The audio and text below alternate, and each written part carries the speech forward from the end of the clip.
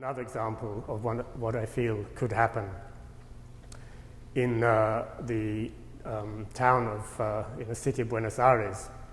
We've been discussing the possibility of issuing a bond.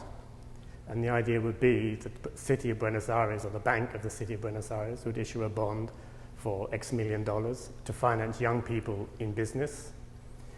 The young people would receive whatever money they needed for their enterprises, mainly micro, on the basis that they were financially literate, they knew how to do accounts, they had a financial plan. They would receive the money interest-free, but they'd be required to refund it so the next young person can also use it interest-free. These young people who would otherwise be disaffected, drugged out, or whatever happens with young people who can't find their way in life, these would normally be picked up by the city budget under a disaffected youth budget. So the idea is the disaffected youth budget, which would not be needed by these rehabilitated young people because they've been properly financed, would be held, and this would be used to pay the bond interest. This, for me, is a very serious example. The only question is, what would the markets put as an interest rate on such a bond? So in a world in which you have graduates without a future, and more the social problems of those with disaffected youth have nothing to do, and degrees which don't mean anything, we really need to get our heads around how do we finance these young people so they are the future of a modern economy. So the question is, what's the point? What do I have in mind with this bond issue that I'm suggesting? It could be Buenos Aires, it could be any city. I mean two things. First of all, the bond markets are tanking. What we used to think was a safe market is becoming less and less certain. So we really need to find what is the future basis of finance, and we need to find it out pretty quick. Secondly, you can see all over the world, youth are seriously disaffected. You can blame it on Marxists, you can blame it on all sorts of people, but the basic issue is graduates without a future.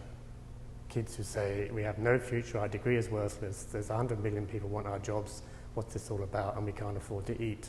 That's what drives Spain, Greece, Tunisia, Egypt, as far as I'm concerned.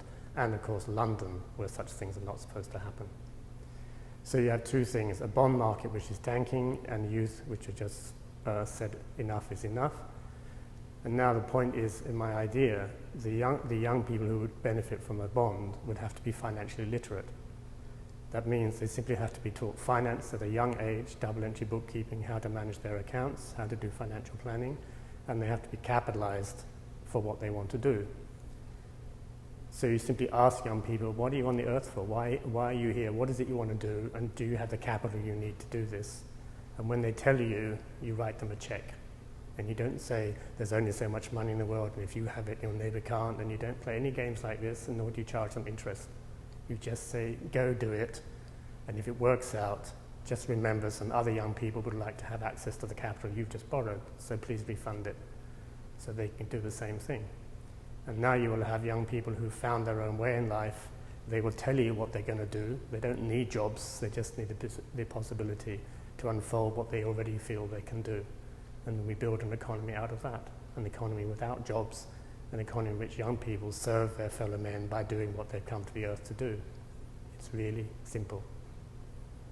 An important aspect of young people becoming financially literate, in the sense I mean it, not just learning how to balance their checkbook or work a credit card, but learning double entry bookkeeping, keeping their accounts, learning how to steer their own path in life, how to finance what they want to do, and so on.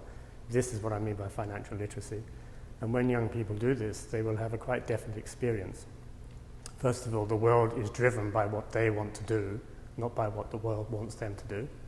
Secondly, in fact, they will realize that they're the source of money and of credit, not central banks or the banking system or the markets.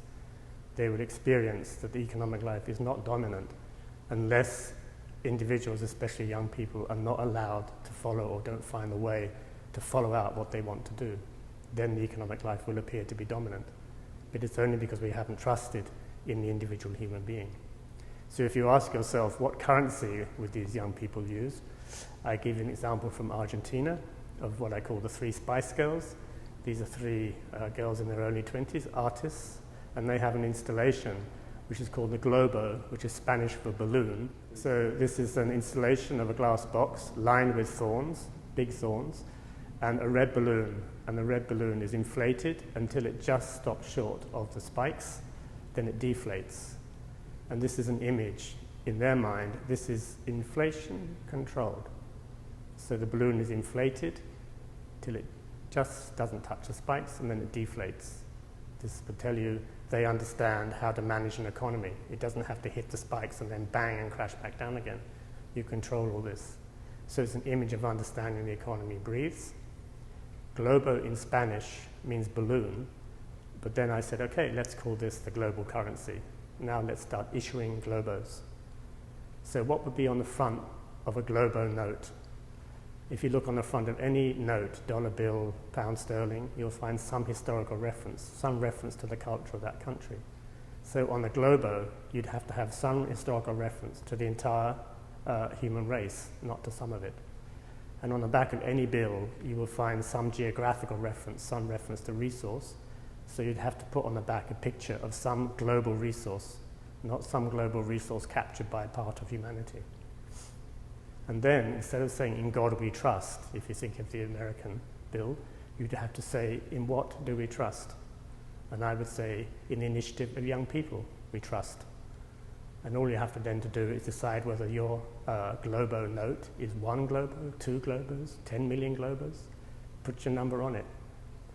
And now you have a whole new world currency based on self-initiation of young people. People themselves say, I am worth $1 million, and I want to exchange this $1 million globo note for $1 million US.